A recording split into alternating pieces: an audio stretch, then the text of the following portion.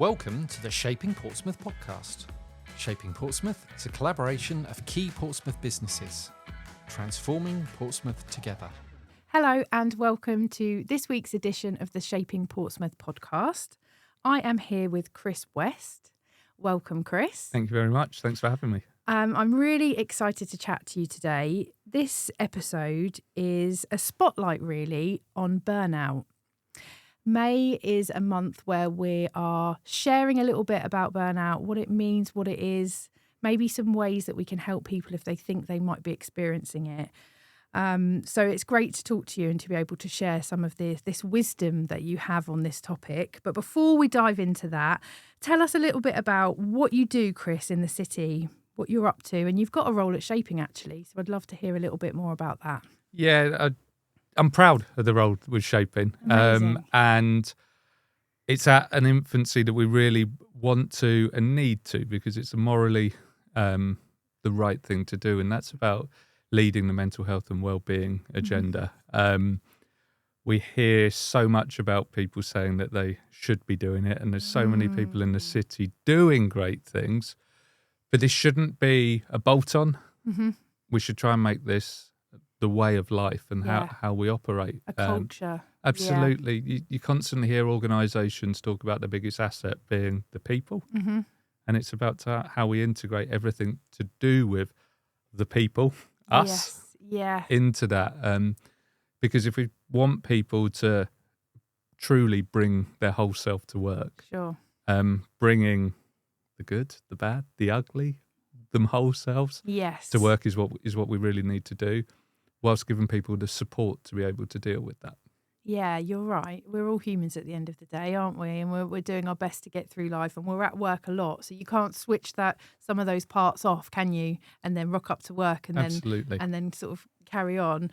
So it's the Workplace Health and Wellbeing lead, aren't you? That's your role. Myself and Sahela. So it's hugely proud, honoured to be doing it. Amazing. And what other things do you get up to, Chris? So my career has been sort of away from mental health and wellbeing for much of a part of it, and it was within the commercial world, right? Working in the food and drink industry, but largely, worked for some huge brands with some great values. So Cadbury's, which it's funny because whenever you say Cadbury's to people, it puts a big smile on their face and the emotions that chocolate can bring to a lot of people. And then some other big brands in the food and drink industry. But my passion was always about developing my teams to help them achieve where they wanted to get through. So that's through the coaching and support that I did for them. And some of my proudest moments of when people that have come into the business that I've mentored, they've then worked for me, have then gone on to be my boss. Wow. That must feel like a really kind of satisfying moment. Yeah. And do you know what? It's lovely that you say that, because for a lot of people, they question it. Are you happy with that? But I got to a stage where I was content. Okay. And actually working in huge organisations, that can be a bit of a problem because you can be seen as a blocker in roles. But actually developing people to move through was enabling the organisation to reap the rewards in different ways. I think it says a lot, and perhaps quite like an egoless place to be to like coach someone to almost like supersede you. Yeah, and we're all on different paths. Yes, and we're all going, running, walking, crawling, whatever it is, at different paces. So it's fascinating and humbling. And did you find, like, it's funny, we spoke about contentment when Sahela was on the podcast, and I think we're always striving, aren't we, to kind of like be more, do more, climb the ladder, get higher. And I don't think ambition is wrong by any sense. Like I'm an ambitious person myself, but sometimes I think we forget that contentment also is the goal. And did you reach a level where you just naturally felt content with where you were and what you were doing? Yeah, because I've always been people focused. Yeah, okay. And a phrase that I often use is that we're constantly judging our backstory with other people's highlight reels. And you never hear somebody or put on a social media post of, I forgot the milk, had to go back to the shops today.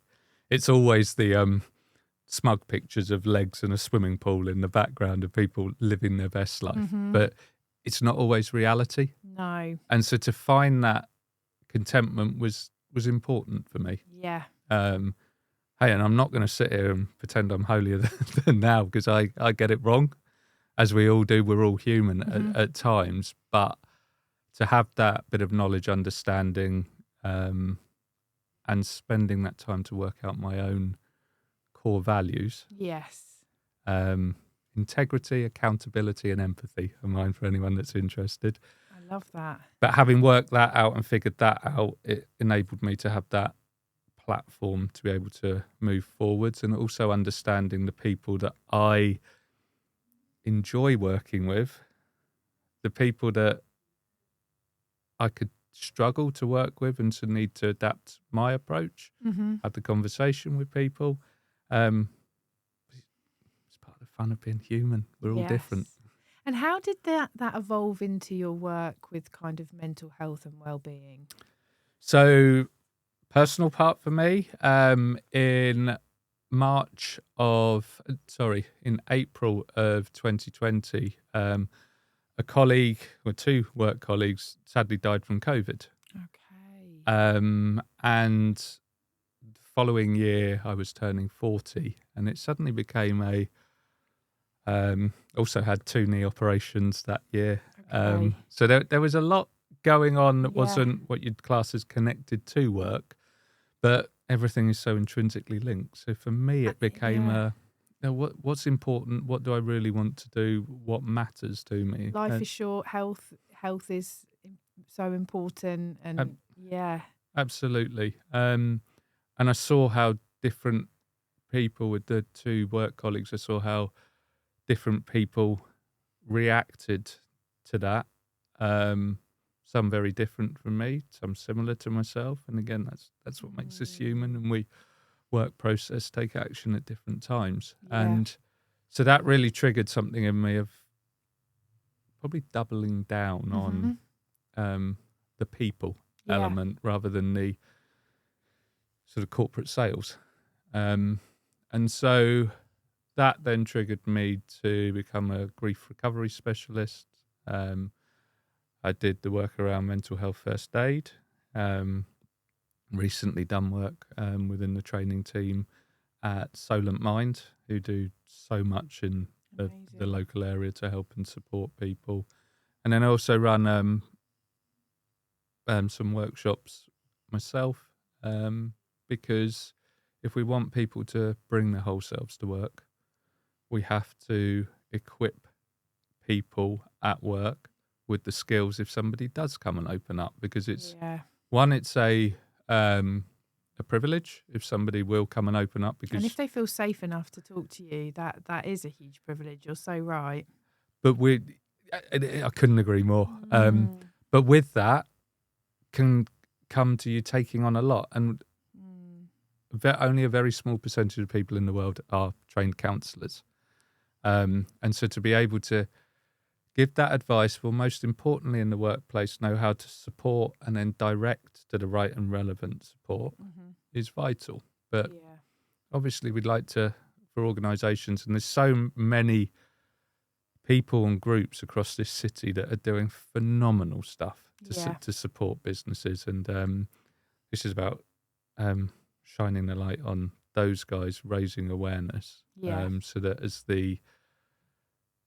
as a city, our companies, organisations here, people know that Portsmouth takes this seriously. And that's why I think the work that you'll be leading with the Workplace Health and Wellbeing is so important. And we have so many brilliant businesses, and the amount of employees, across the city that they're there to support. It's really exciting that the programme hopefully will evolve over these next months, and we can have our own kind of bank of resources or tools or however it looks to offer businesses. Yeah, it's big because it's ultimately something that we kind of don't want to be a thing, because it would intrinsically be done by organisations. Yeah. However, we're not there. Nowhere is there at the moment. Nowhere in the world is there at the moment. And so the more that we can shine a spotlight, enable people to have the confidence to be able to speak up when it does matter, because we know that there is still a huge stigma there. But equally, when they do open up, rather than it being a wishing well that you've chucked something in and hope for something back, when it comes to people's own mental health and well-being and nothing comes back, it's potentially even worse. So yeah, it's exciting. And what I love with this is that people are wanting to make a difference. People are wanting to make a change when it's needed. And well, we're in Mental Health Awareness Month at the moment, aren't we? Yeah. This is a very timely conversation. Absolutely. And I wonder, maybe we should dive into the topic of burnout, Chris. Yeah. I don't know where to start. I had a look before this chat just to think about like the impact of burnout. I've got some stats which I'll share with you. You have done your homework. I know, I have, right? These were from the Charity Commission, and they said that 9 out of 10 adults have experienced high pressure or stress in the past year. Yeah, which is a high number. Are you shocked by that number? It is high. Yeah, it's very high. Yeah. One part I will. Sorry, I'm jumping in here. No, you go. One part I will say about stress is that actually some stress can be positive. Yes. When it can focus your mind on a deadline, for example, or you're planning an exciting event. Yeah. For example, so a bit of stress is a bit of adrenaline, focuses the mind. It's when it's too much. Yeah. And it's continual. Yeah, and I guess that's what I'm sort of taking away from these stats. That's what they were referring to. 1 out of 5 have taken some time off due to that kind of stress-related mental health challenge. Sorry, not charity. Yeah. And one of the biggest kind of one of the biggest takeaways from this report that I was reading is that work-related mental health issues cost the UK economy £57.4 billion. It's difficult to imagine, isn't it? I know, right? I was just like, I had to sit with that for a moment because, you know, that's a huge amount of money, but also that's a lot of people that are experiencing some kind of like mental health challenge. Yeah. How do you feel about some of those? And like, I'm really interested just to what your kind of like, what do you know about burnout? What's been your experience? So the feelings to do with the numbers there as well, and I guess when we're talking Shaping Portsmouth here, a lot of people that be listening will be connected to the business world, and the World Health Organization say that having a positive, as in a proactive mental health and well-being program within organizations gives a return on investment of about 5 to 1. Okay. It's difficult to say exactly what it is, but that's a steer that they have. The number that Deloitte have as well is similar to that. So what you can see, because we're used to talking in that sort of language, is that there is a return. We want people to be there, but another term that's often used is presenteeism. Okay. Have you heard of this? No. So presenteeism, and I'll hold my hands up, I've been guilty of this at times, is when you're there physically, but you're not really there. Okay, yes. Your productivity is probably up. Yeah, you're just showing up. Yeah, okay. Which can be even worse at times, because if somebody's not there, they might be getting the support that they need, for example. Well, it's a real kind of physical sign that someone isn't okay if they're not showing up. But if someone is showing up but isn't engaged or doing things like that they should be doing, or there's no joy there, then you don't know, do you? You can't tell if that person's in every day. Absolutely, and you've used a great word there around joy. And we're probably, I'll talk about that in a little bit, because joy is often about that, what puts a smile on your face. And those are some of the things that we need to, and I always stress with people to be really honest with what puts their joy on their face, because there's a cliche tick list that they know that they should say. Yes. But if they're really honest about it, that's what really helps with mental health, well-being, and trying to avoid some burnout. Yeah. So one question that gets asked a lot, what's the difference between burnout and stress? Okay. And because the two parts are so intrinsically linked. Yeah. So stress is about having too much. Okay. Too much pressure, too many projects, too much adrenaline going on, too much energy. We were talking about tabs being open before we started recording. Too many tabs open which in your is brain. a lovely analogy. Yeah. Where burnout goes beyond stress. And so it becomes when I've not got enough. I'm not enough. Your enthusiasm. I couldn't give a bleep about this. Energy levels consequently start to deteriorate. Engagement then starts to drop off. And I can recognise, other people might be able to recognise when they might have felt like that. Yeah. And the point is that we can have these. It's when it stays with us for a prolonged period of time. Okay. But that feeling of being empty and exhausted, because it was the International Classification of Disease. It was first in 1974 that they recognised the phenomena in the corporate world of burnout. Right.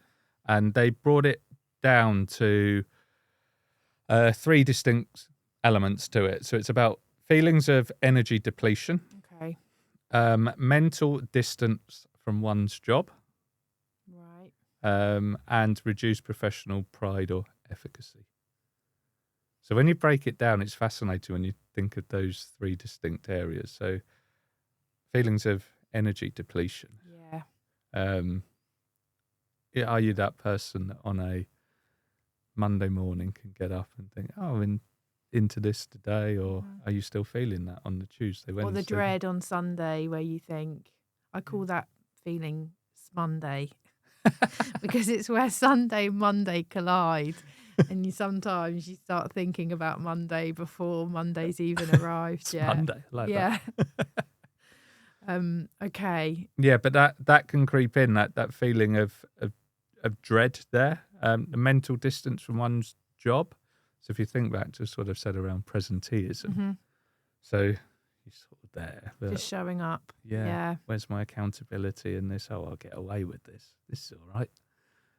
That might be something for employers to really sit with, because maybe I've worked and managed and coached teams before, and you do sometimes get the person that's always there, but they could maybe be giving a bit more, and you think, oh, maybe is this a productivity issue, or they need training on something, or you need to look at their targets, or whatever that is.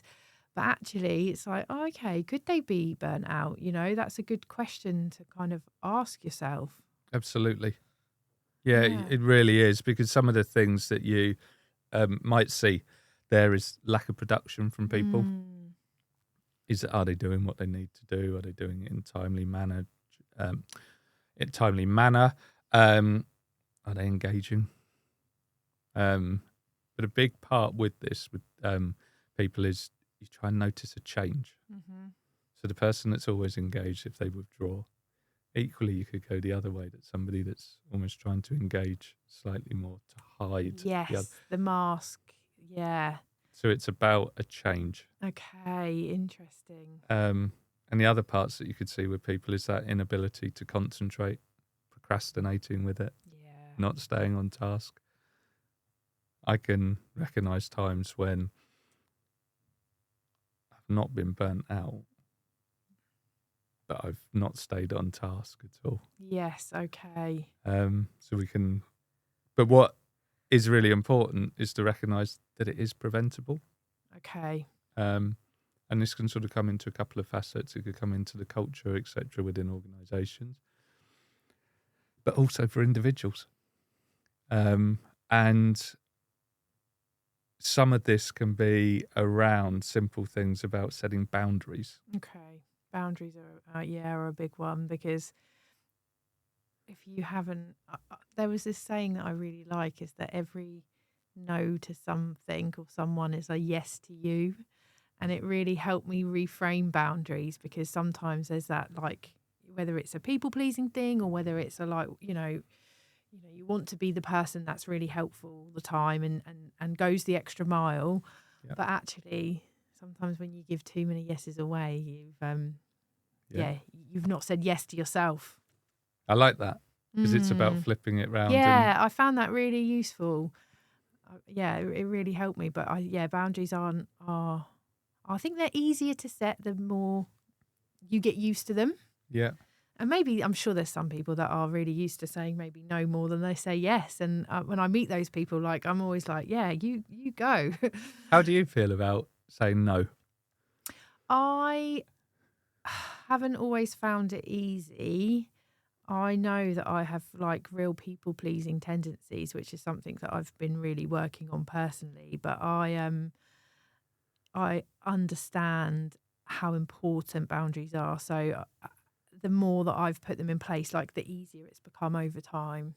Definitely. Yeah. It's tough. Yeah. Particularly if, like you said, you've got that people pleasing element to it as well. And you can remember the phrases of, if you want something doing, ask a busy person. Yeah, I know. I love that phrase. It's so true. It is so true, because that person probably won't say no. They're people pleasing and they'll plow on through until they can't. Yeah. And is that kind of when you can sort of switch over from that stress into burnout? And it's really important to have those, to be able to have those, and to feel confident and safe to have those boundaries. Yeah. Obviously, the world in which we live in, we can't say no to everything. But if people don't feel comfortable just saying no, think of different ways that it could be phrased. Of I won't be able to do that in that time frame unless I drop doing this. Which would you prefer? So that way you're conditioning. Yes. You're not saying no. But it's a negotiation around what works better for you. Yeah. Yeah. Without you just taking everything on and on and on, because the people pleasing part is fascinating in burnout. Because often people just take on more and more and more, which means that they're then depleted. They've got nothing left to give. Yeah. And then ironically, those people that are wanting to help others, they've got nothing to give. And so it impacts a whole load of people at the same time. I always think, because I have experienced burnout in my life, and I guess I always think of it as a bit of like a battery issue. So, like, my battery, like, was completely depleted, and then no matter how many times I tried to charge it up, it was like it just wouldn't work. Like, if I had a tank, I was trying to fill a tank up and there was a hole in it. So the more I poured into it, the quicker it came out. Yeah. And I really noticed that in terms of, like, boundaries, and a lot of that work that I did around boundaries came from that time where I was burnt out, because I just didn't have, like, the capacity or the energy to do lots of things. And I remember there was a lot of resting in that chapter, a lot of, like, not doing a lot really, but in kind of prioritizing that, it kind of got me used to saying no, and just, like, thinking about, you know, how I fixed the hole really in my tank, and what were the things that really, really helped me fill it back up. Yeah. Thanks for sharing that. That's okay. And you picked up on one word that I picked up that you used there was around energy. And actually, exercise can be a big part to help us. So that can also, because it's a set period of time, it can help to set some boundaries as well. But it's got to be something you enjoy. I've got so many friends who love going to the gym. No, not for me, Chris. I wish I was. One day, who knows, but not now. Yeah, then I could put up one of those smug Instagram pictures, but it's not for me. But it's about finding something that you do enjoy. Yeah. Equally, it can be other aspects as well. Just build up those 1% and they quickly add up. So talk to me about the 1%. What does that look like? So it's a concept that the British cycling team use around the aggregation of marginal gains. Okay. And so it's just about you put a one small change, it becomes a habit because it's suddenly not a job. It's just doing something a little bit different. Sure. So real simple thing. How many people pull up somewhere, you go into an office, you go into the shops or wherever, and you see a parking space right out the front? Yes. But actually, if you were to go and look for a parking space 50 metres away, it's not really going to take you that much longer, but it's probably adding on an extra 300 steps for the day. Okay. It's a tiny little change. Yes. Taking the stairs rather than a lift or an escalator. Confession to everyone, we took the lift up here. Yes, we did. But from this point forward, I will be taking the stairs every time. If people are getting the bus somewhere, for example, get off one stop earlier. Okay. But start doing it, just do it one day a week. Sure. Then it will go, we're about to hopefully come into that period of time when the weather's much nicer. Okay, we'll do it twice a week now, we'll do it, etc. So it's those little bits. Yeah. Because if you make them big things. Yeah, if you say, well, I'm going to walk to work every day, rain, wind or shine, then I don't know, you can fail. And then, it makes it almost harder because you're like, oh, I've tried that, it didn't work. I'm not doing it again. Yeah. And so it's about, like we spoke about change earlier, make a difference. I mean, you've got this 10,000 steps a day. Hey, look, if somebody's doing 15,000 steps a day, we don't want them coming back. Sure. But actually, if they want to do a bit more, go 16 or something. But if somebody's, for whatever reasons, is down, say, doing 2,000 a day, and hey, if people are working at home for a day, and anyone who looks at the number of steps that they can take, it can be scarily low at times. So incorporate some breaks. Okay. For example, even if it is to go out for a 5-minute walk, a lot of the times people are on the phone. Do the whole walk and talk with somebody. Yeah, have a meeting. I was speaking to Hannah Prowse on the podcast. She's great, isn't she? Yeah, and she was saying about how she has her walking meetings, and I was like, wow, that is such a great idea. You still get to have the meeting, but you're getting your steps in. You're feeling productive. I really love that. That was a big takeaway. I mean, it wasn't on the recording, but afterwards I was like, right, I'm going to remember that. Yeah, that seems like a really wise way to work. There you go. You've had 2 people saying it to you now. I know, it's got to happen. What I'm thinking, Chris, I'm reflecting on my own time where I was feeling burnout, and I think I was grieving at the time, so there was a lot of emotional burnout, I suppose. Yeah. And the thought of, at that point, adding in more steps or being more active probably didn't feel like too achievable. So if someone is in that place where they're feeling burnt out and their energy is really depleted and low, like, are there other ways that could help support them, or is movement like a really key part of recovery? Movement's important because it helps to set boundaries. Okay. If it is saying, oh, I can't do 1,000, don't put a number on it. Sure. Take every barrier. Know that actually, just for some people, day one could be like, okay, I'm going to walk to that lamppost out the front door. Sure. Really small. Yeah. Remove anything from it because it's the start of that process. Okay. Sleep can be another big thing, and sleep is a fascinating subject because we should be away from screens, etc., an hour before we go to bed. Yeah, that makes me smile because when I speak to people and they're like, oh, I didn't sleep very well last night, and I'm like, what time did you go to bed? And they're like, whatever the time is, like, what time did you stop looking at your phone? Which is probably like 15 minutes before they went to bed. And it's like, okay, well, maybe all that blue light might have something to do with it. Or people have, the other classic that I hear people say so often is they've sat downstairs, put the TV on, whatever it is, dozed off on the sofa. Yeah. Walk to bed. As they're walking to bed, most of us use our use a phone as an alarm. Yeah. So the inevitability as you walk upstairs with that alarm clock. Yes. Oh, there's a notification on there. I read that, and so your mind's gone from having been shut down to I'm going upstairs to suddenly you're back in. So there's a couple of facets. It's about first off switching off from that blue light, but then there's the part around establishing a routine. Okay. And fully understand how it can be difficult at times to establish that routine, particularly if people are having to travel a lot, stay away, get up at different times, out in it can be difficult. Work towards something. Sure. I love all these takeaways, Chris, because they just feel like really small, gentle steps.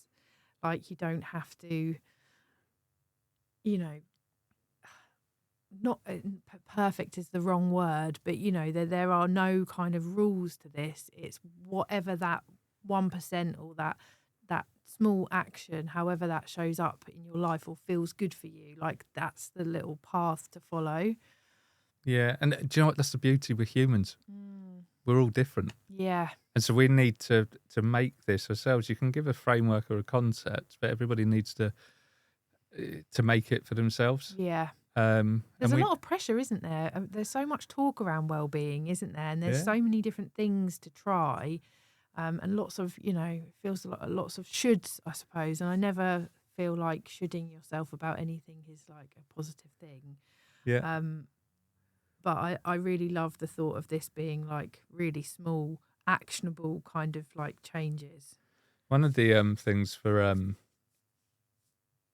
companies that I try and advocate is that on meetings, those back-to-back meetings, you get zero downtime in it at all. Most providers, so on Outlook, for example, anywhere you can do it, you can set a meeting to finish rather than it being a half an hour meeting, set it to a 25-minute meeting. I challenge virtually everyone that what you can do in half an hour, you can do in 25 minutes. Yeah, sure. That way you're giving people that bit of downtime. Yeah. And there's studies which have been done about the beta waves in the mind by giving yourself a small break between the meetings. And beta waves are the ones that cause stress. Yes, okay. Dramatically reduced throughout the day. Wow. And like I say, if it's going to be a 50-minute, if it's going to be an hour meeting, again, make it 50 minutes, 55 minutes. It becomes far more focused and objective. Then after that, people have got a chance to, small little bits, go for that 2-minute walk outside. Because, or even just like to have a break, go to toilet, have a glass of water, like whatever that is, whatever helps you like refuel just slightly before you jump into the next thing. Yeah.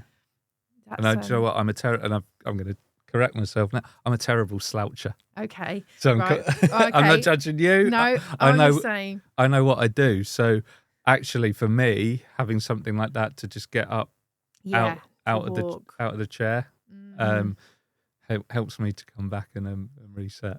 So we've got some really lovely things. The walking meetings, I reckon that's a really good. That's a good idea for people to think. Could you have a little walk and talk meeting, or if you're on the phone? And 25-minute meetings, 55-minute meetings. I really like the sound of that, Chris. I'm going to take these ideas back to the team at Shaping and we'll give them a trial and let you know. Perfect. The other bit I'd say to make everybody think when you're talking about burnout, ask yourself the question, what makes you smile? Okay. Back to the topic of joy. Yes.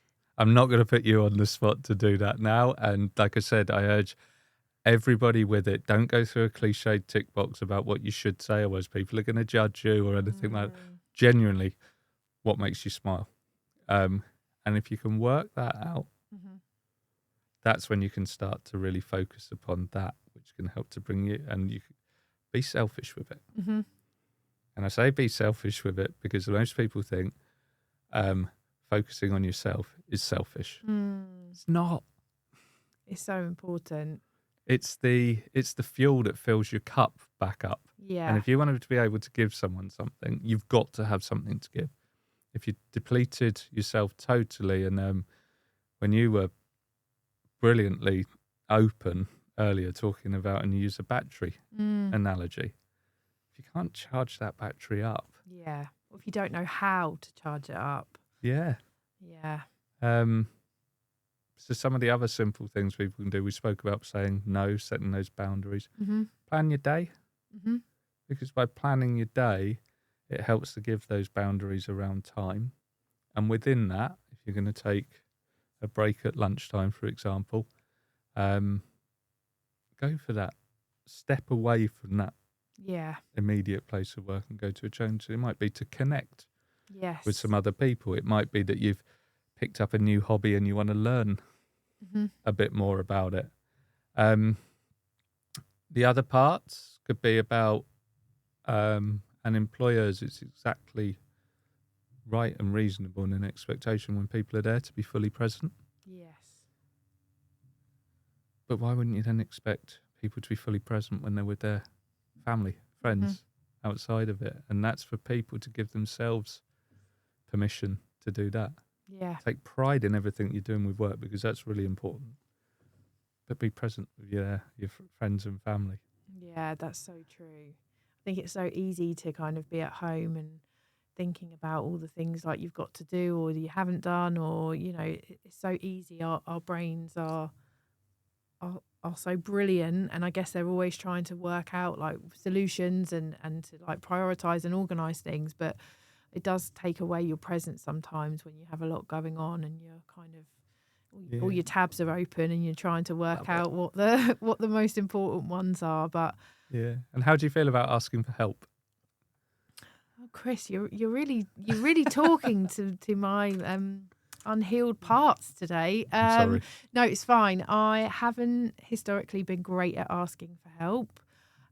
Something that again I've like worked on in my adult life. Like I've always had lots of different therapy for different things. I'm much better at it, and I think a stronger person asks for help. Honestly, I think it shows a real strength to be able to ask for it. So that's something that I'm kind of like focusing on. Your self-awareness is fantastic, and again, the honesty, and thank you. You can for thank sharing. my therapist. But the phrase you used there about asking for help being a strength, it really is.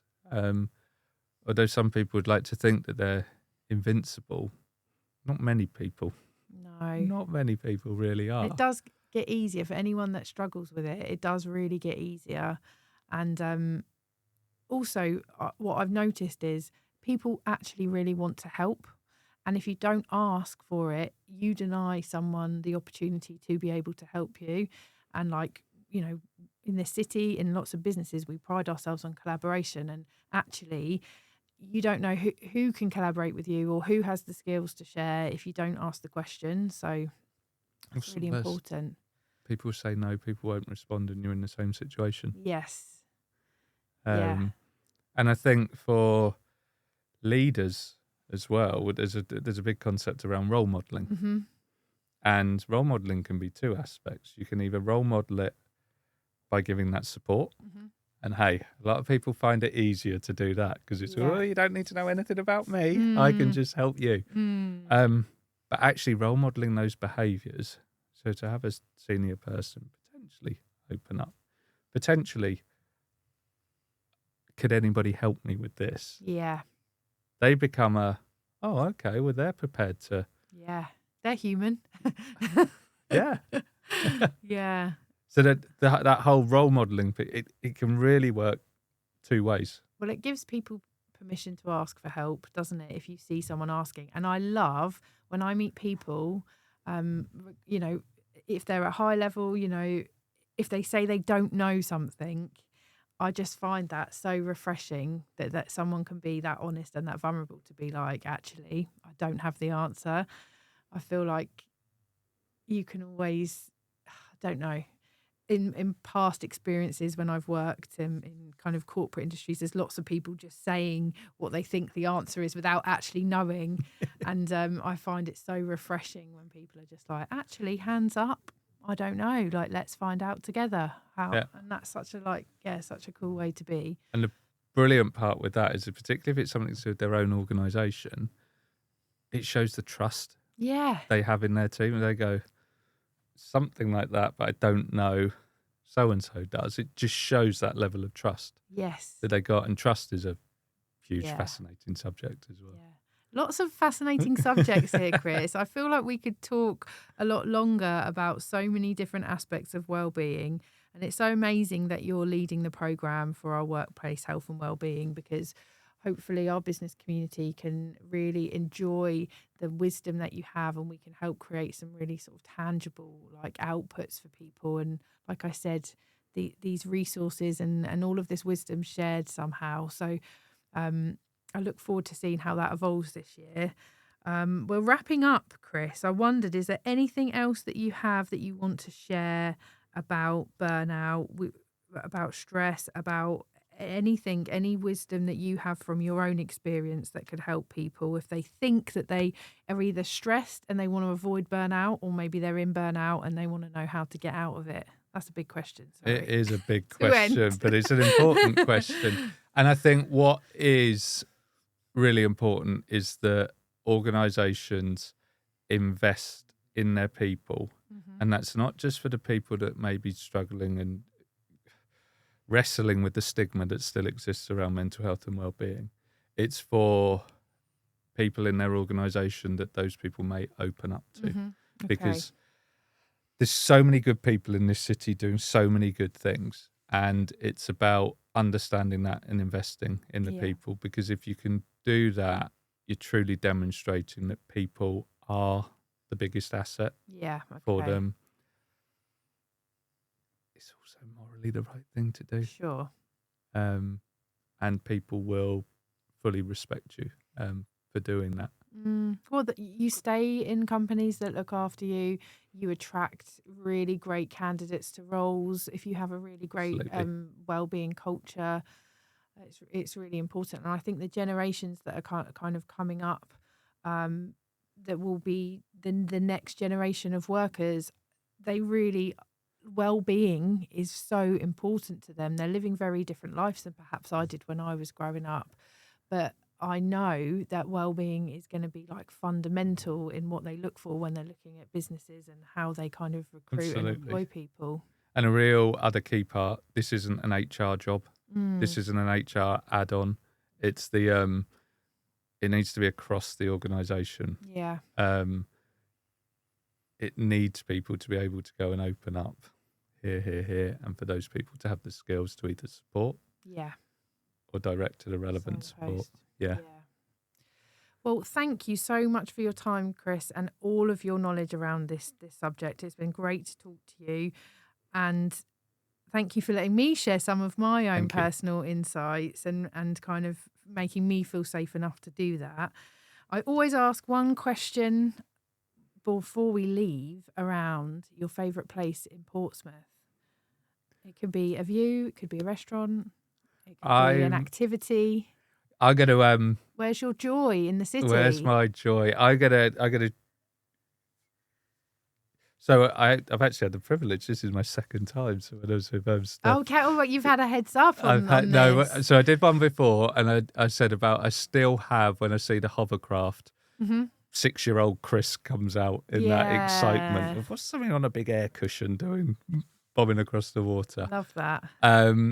But I'm sport mad. I've always been sport mad. So I'll go with two other ones. So most people know I'm massively involved with Portsmouth Force Basketball Club. So amazing. When seeing some of the kids' team or the junior teams play, or when our men's team are playing at the Ravelin Centre, and just seeing the community come together. I've also been season ticket holder at football. So Fratton Park, I've had some of the highs and lows. High highs and low lows, of my life there. And wow. I had the privilege with that Pompey in the Community and Spark Community doing the sleep out there. Okay, about amazing. a month or so ago. So the again, going back to 6-year-old Chris being able to sleep out at Fratton Park. Nice. This is awesome. Yeah, I love didn't that. get much sleep. No, it didn't sound like the kind of event where sleep was high on the priority, but I also had fun at the bar. That didn't help. yes, but a great cause. And yeah, it was brilliant. I love that. I love your that Fratton Park is a good highlight in the city for you. We haven't had that one actually for a while. Oh, really? So yeah, thank you for sharing that with us. Thank you for your time, Chris. Thank you. If anyone is listening to this and they feel like, they're experiencing stress or burnout, like I'm sure if they reach out, Chris, you'd be happy to kind of help or direct or signpost in some way. Absolutely. Thank you, everyone. Thanks, Chris. Thank you. Bye-bye. This podcast was brought to you by Shaping Portsmouth, working to make Portsmouth the #1 UK city in which to invest, live, learn, work and visit. To find out more, please visit shapingportsmouth.co.uk. This podcast was supported by Spark Community Space and Portsmouth Community Lottery.